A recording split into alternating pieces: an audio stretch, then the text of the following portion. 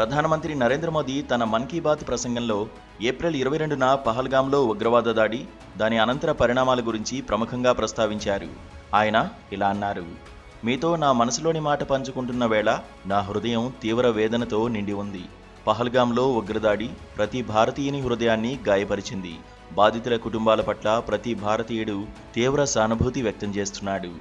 ఏ రాష్ట్రానికి చెందిన వారైనా, ఏ భాష మాట్లాడేవారైనా ఆ ఉగ్రదాడిలో తమ ఆత్మీయులను కోల్పోయిన వారి బాధను అనుభవిస్తున్నారు. ఆ ఉగ్రదాడి చిత్రాలను చూస్తుంటే ప్రతి భారతీయుని రక్తం మరిగిపోతోంది. 140 కోట్లకు పైగా భారతీయుల మనోభావాలను ప్రధానమంత్రి వ్యక్తం చేశారు. దేశ సమైక్యత, సమస్త భారత ప్రజల సంఘీభావం, దృఢ సంకల్పం ఉగ్రవాదంపై పోరులో అతిపెద్ద బలమని ఆయన అన్నారు. ఒక జాతిగా భారత్ తన సంకల్ప బలాన్ని నిరూపిస్తుందని ఆయన వాగ్దానం చేశారు. ప్రధానమంత్రి దృఢ నిశ్చయాన్ని నేను హర్షిస్తున్నాను. ఆయన ఉత్తేజకర మాటలు కేవలం మాటలుగా మిగిలిపోవని ఆశిస్తున్నాను. ప్రధానమంత్రి తన ప్రసంగంలో చెప్పినవన్నీ యథార్థాలు కావేమో. పహల్గామ్ దాడికి ముందు కశ్మీర్లోని పరిస్థితుల గురించి ఆయన ఇలా చెప్పారు: కశ్మీర్లో మళ్లీ ప్రశాంత పరిస్థితులు నెలకొంటున్నాయి. పాఠశాలలు, కళాశాలలు సరికొత్త విద్యా వాతావరణంతో మళ్లీ కలకల్లాడుతున్నాయి. నిర్మాణ రంగ కార్యకలాపాలు మునుపెన్నడూ లేని విధంగా వేగం పుంజుకున్నాయి. ప్రజాస్వామ్యం మరింతగా శక్తివంతమవుతోంది. పర్యాటకులు వెల్లువెత్తుతున్నారు. ప్రజల ఆదాయాలు గణనీయంగా పెరుగుతున్నాయి. యువత ఉపాధికి కొత్త అవకాశాలను సృష్టించడం జరుగుతోంది. అందరూ ఆయనతో ఏకీభవించడం కష్టం. అంతెందుకు, మోదీయే తన మాటలపై ప్రగాఢంగా ఆలోచించుకుంటే తాను చెప్పినవి అతిశయోక్తులని తప్పక భావిస్తారు. మరింత వివరంగా చూద్దాం.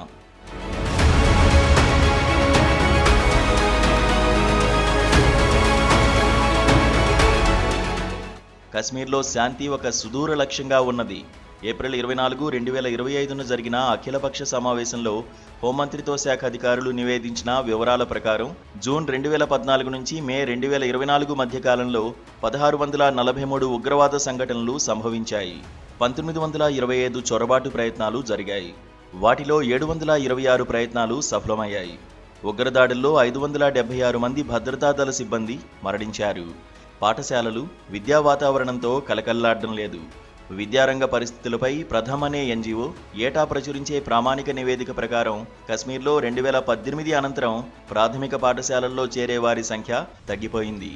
ఉన్నత పాఠశాల బాలల్లో 7వ తరగతి వాచకాలు తప్పులు లేకుండా చదివే బాలల శాతం చాలా తక్కువగా ఉంది. ప్రజాస్వామ్యం మరింతగా శక్తిమంతమవుతుందన్న వాదనను గట్టిగా సవాల్ చేయాల్సి ఉంది. జమ్మూ కాశ్మీర్ను ఒక కేంద్రపాలిత ప్రాంతంగా కుదించివేసిన అనంతరం ప్రజాస్వామ్యం బాగా క్షీణించిపోయింది.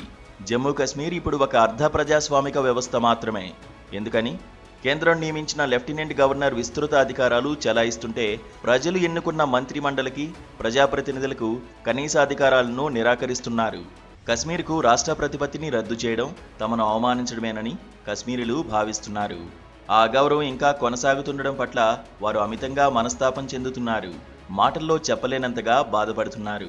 జమ్మూ కాశ్మీర్లో 2023-24లో నిరుద్యోగిత అధికారిక గణాంకాల ప్రకారమే 6.1% ఉంది. తలసరి ఆదాయం కూడా జాతీయ సగటు తలసరి ఆదాయం కంటే తక్కువ. అయితే కశ్మీర్కు వస్తున్న పర్యాటకుల సంఖ్య బాగా పెరుగుతోందన్న వాదన వాస్తవమే.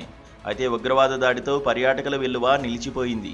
సామాన్య కశ్మీరీల ప్రయోజనాలకు తీవ్ర భంగం వాటిల్లింది.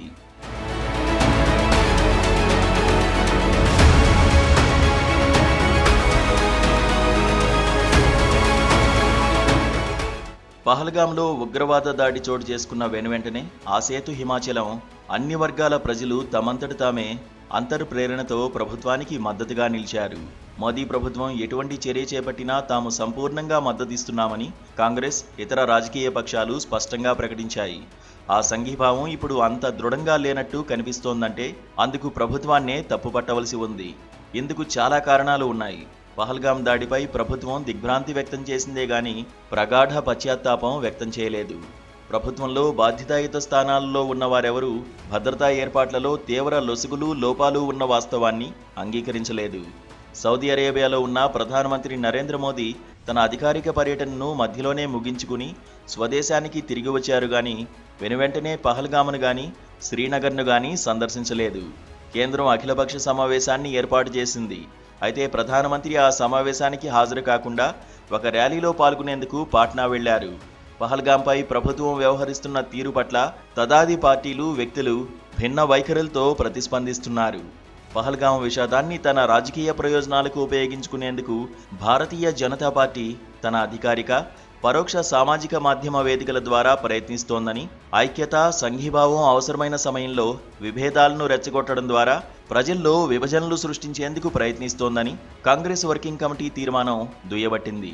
ఆ తీర్మానం ఇంకా ఇలా పేర్కొంది: పహల్గాంలో భద్రతా ఏర్పాట్లను ఛేదించి ఉగ్రవాదులు తమ ఘాతుకానికి పాల్పడ్డానికి గూఢచార వర్గాల వైఫల్యమే ప్రధాన కారణమని భావించక తప్పదు. ఈ వైఫల్యానికి దారితీసిన పరిస్థితులు, భద్రతా ఏర్పాట్లలో లోపాలను సమగ్రంగా విశ్లేషించాలి.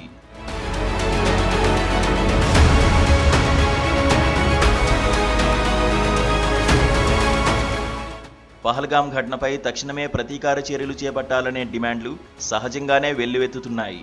యుద్ధోన్మాద ప్రకటనలపై, కశ్మీర్ వ్యవహారాలపై నిపుణుడు, గూఢచార సంస్థ రా మాజీ అధిపతి అయిన ఏఎస్ దులాత్ ప్రతిస్పందిస్తూ, యుద్ధం ఒక ప్రత్యామ్నాయం కాదు, యుద్ధం అసలు ఒక చివరి ప్రత్యామ్నాయం కూడా కాదు, అదొక చివరి చెడ్డ ప్రత్యామ్నాయం అని స్పష్టం చేశారు. సింధు నదీ జలాల ఒప్పందాన్ని రద్దు చేయడంపై పాకిస్తాన్లో మాజీ హైకమిషనర్ శరత్ సబ్రవాల్ స్పందిస్తూ, ఇది ఇప్పుడు చేపట్టవలసిన చర్య అని తాను భావించడం లేదని, అయితే ప్రభుత్వ నిర్ణయాన్ని సమర్థించేందుకు తాను సుముఖంగానే ఉన్నానని అన్నారు. ఐక్యరాజ్యసమితి భద్రతా మండలి కూడా దాడికి పాల్పడిన ది రెసిస్టెన్స్ ఫోర్స్ను గాని, లష్కరే తోయిబాను గాని తప్పుపట్టలేదు. చైనా వైఖరి సైతం ఎంతమాత్రం నిష్పాక్షికంగా లేదు. ఉగ్రవాదాన్ని అణిచివేసేందుకు పాకిస్తాన్ దృఢ సంకల్పంతో చర్యలు చేపట్టడాన్ని చైనా విదేశాంగ మంత్రి వాంగ్ యీ ప్రశంసించారు. తమ జాతీయ భద్రతపై పాక్ ఆందోళనలు న్యాయసమ్మతమైనవేనని ఆయన అన్నారు. తన భద్రతా ప్రయోజనాలను కాపాడుకోవడంలో పాకిస్తాన్కు చైనా మద్దతునిస్తుందని వాంగ్ యీ అన్నారు.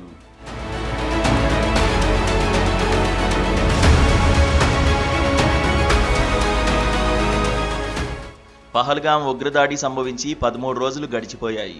గతంలో వలె ఇప్పుడు కూడా పాక్ భూభాగంలోని ఉగ్రవాదుల స్థావరాలపై సర్జికల్ స్ట్రైక్స్ నిర్వహించడం చకితపరిచే ఘటనలు కాబోవని, మెరుపు దాడులకు పాల్పడే విమానాలను పాక్ సైనిక దళాలు ముందుగానే పసిగట్టి అడ్డుకుంటాయని సైనిక నిపుణులు గట్టిగానే చెబుతున్నారు. అటువంటి దాడుల ఫలితాలు ఆశించినవిగా ఉండకపోవచ్చని కూడా నిపుణులు అంటున్నారు. భారత్ సైనిక పాటవ ఆధిక్యత దృష్ట్యా సర్జికల్ స్ట్రైక్స్కు ఇతర ప్రత్యామ్నాయాలు ఉన్నాయని విశ్వసిస్తున్నారు. పహల్గాం దాడులకు ప్రతిస్పందనగా ఎప్పుడు ఎలాంటి చర్యలు తీసుకోవాలి అనే విషయమై సైనిక దళాలకు ప్రధానమంత్రి సంపూర్ణ స్వేచ్ఛను ఇచ్చినట్టు ఒక అధికారిక ప్రకటన పేర్కొంది. ప్రజాస్వామ్య వ్యవస్థలో జాతీయ భద్రతపై అత్యున్నత నిర్ణయాలు తీసుకునేది ప్రధానమంత్రి. ఆ నిర్ణయాలను అమలుపరిచేది సైనిక దళాలు. పహల్గాంపై భారత్ ప్రతిస్పందన, కశ్మీర్లో అల్లకల్లోలం సృష్టిస్తున్న శత్రు ప్రభుత్వాలు, ప్రభుత్వేతర వ్యక్తులు, సంస్థలపై నిర్ణయాత్మక నిరోధక ప్రభావం చూపేదిగా ఉండి తీరాలి. అటువంటి చర్య కోసం భారత్ నిరీక్షిస్తోంది.